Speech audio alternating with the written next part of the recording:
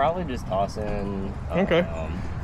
So what we got here? We got a Malibu out riding with Griffin today. I see it's an LSV. So what year is this boat? It is an 08 23 LSV. 08 23 LSV. Yeah, with the Wake Setter hull. Pretty solid. I think it has the 350 monsoon. Okay, the 350. Yeah. Look at all the toys in the back. Oh yeah, power wedge, boards for everybody, tubes, skim board, itty bitty wakeboards, everything like that. I like the chrome. Yeah. I guess you don't see that much anymore now.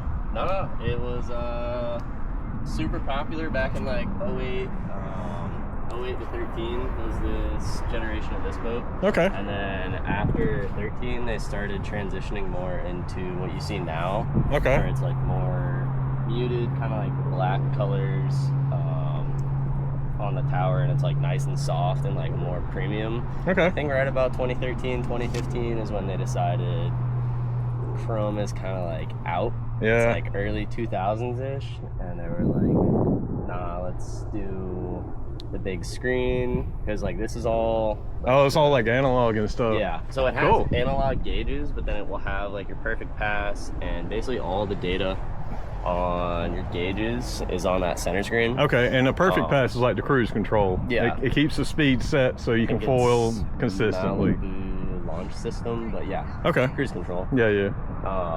So no analog switches. They're all the multifunction user interface panels. Okay. So you just have like pages of buttons. Okay. So it's kind of cool, kind of weird, but you can customize it. So you can put like all your ballast on one page. You can put like your blowers, your heaters, dimmer switches, all that stuff on one page. So it's pretty cool. But yeah. Have you had any like major maintenance issues that you like cuss the boat for, or wish they changed or anything like that? The only major thing was the manifolds cracking. Okay. So I think the exhaust manifold. Yeah. So he bought it with, I think, 1,100 hours from his cousin. Okay. And no, he bought it with, I think, right over 1,000, and then I think at about 1,100 it started getting like misfire codes and knocking, well, more knocking codes than misfires, and noticed, I think it was like cylinder 7 or 8 was getting like water in it, but the head gasket was fine. Right. Did the compression test and it jumped straight up to like 400 or 500 psi, and we were like, oh, that's not good. So yeah, it's trying to compress some water in there. Yeah.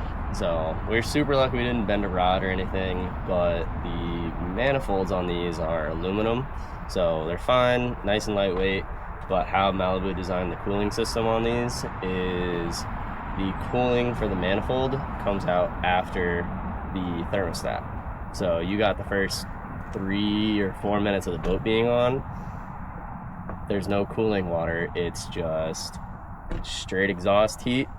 Gets super hot, yeah, and then as soon as the thermostat opens, it's still hot water, but 160-degree water versus like water, like, well, no, 160-degree water from the engine versus 1,000-degree manifold or whatever. Right, right, right. So over 1,000 hours, it creates stress fractures on the like cooling channels.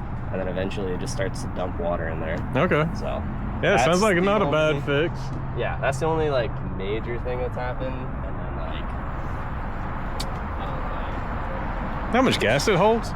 57 gallons. 57 gallons. Yeah, you gotta run mid-grade.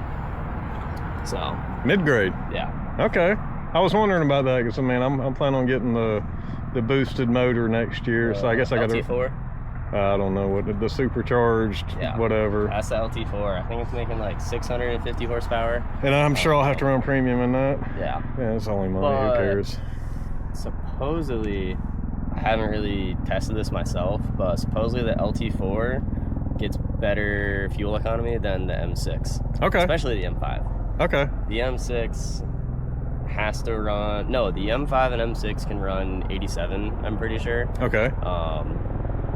Most people run 93 just because. Yeah. But the LT4 has to run premium, but you can be fully weighted down and have it pick up no problem, fully weighted for surfing or wakeboarding, full wedge, and I think you're sitting at around like 2,800 to 3,200 RPM. Yeah, those are questions I just started asking today, and yeah. like the stock, I guess not necessarily the stock motor, but what people mostly get in an MXZ, they're turning into 3,000 to 4,000 range. Yeah. But when you run the blower motor, it drops it down.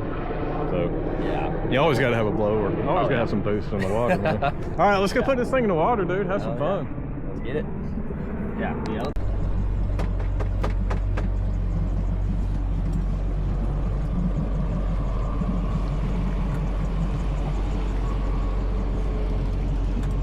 So how does an eFoil fit in here? This is how a 4'2" Pro Board lift eFoil fits in this boat. Those fancy gauges. Apparently you need to hit that middle one with a hammer sometimes. I guess. It happens. Recycle it all. Alright, so what kind of ballast you got in this boat?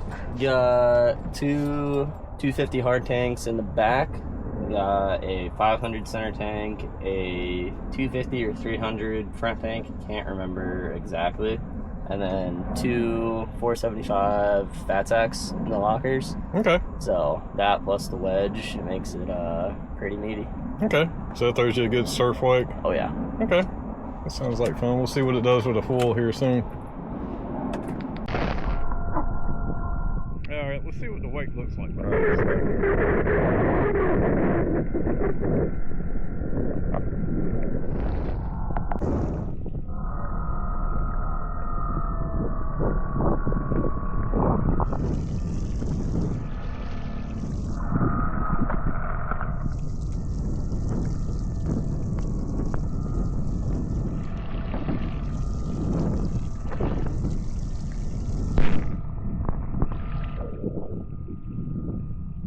So when this one's fully weighted, does it pull like hard either side or something?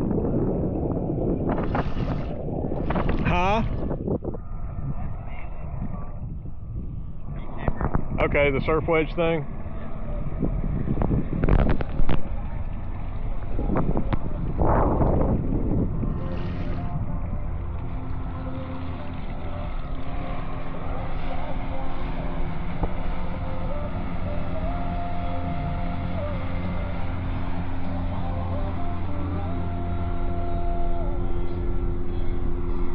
Yes, we need more wake than what this puts out. Alright, so we got the ballast all full, the extra sacks filled up.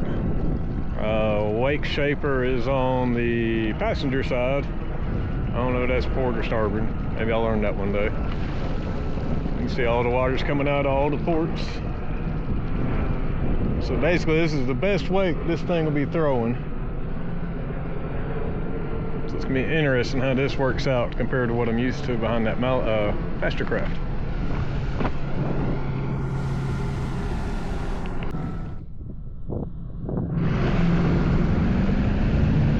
Tell he's having to really hammer on that boat to get it to move with all that weight. That is a heavy boat right now.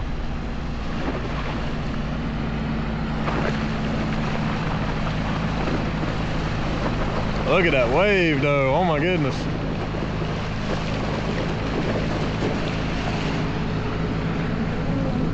Turn around, do my little carve. Get lined up. All right, how high we say that wave is? All right, so that's gonna be something we'll end up talking about another day. Is like, all right, is it how tall it is off the back of the boat? Or is it how tall it is off the flat water? So I would say that's about knee-high off the flat water. I'd say maybe 2.5 to 3 feet, like getting down in the curl. So I don't know where the push is on this thing yet. And of course I don't look like a dumbass. But hey, that's the only way you find out. See how this works. Got my music.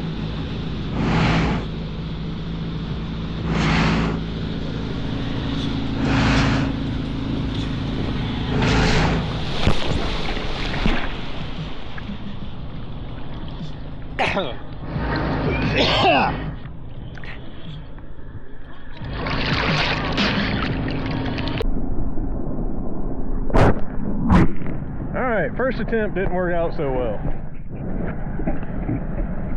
But you gotta start somewhere. All right.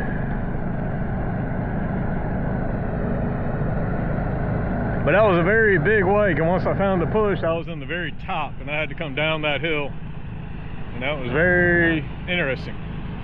All right, let's try this again. Let's see if I can get a little bit further back. All right.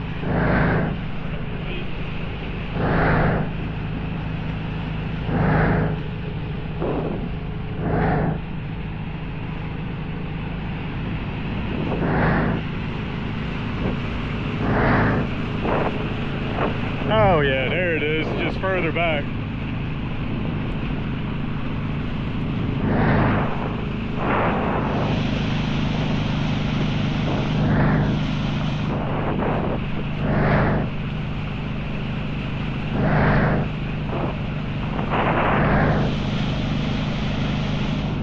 Okay, so this is so much easier with actually a real wake to get some push.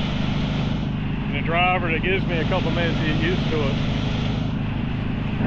Let's see if everybody can enjoy this for a minute. Let me just figure this out, see what kind of fun we can have.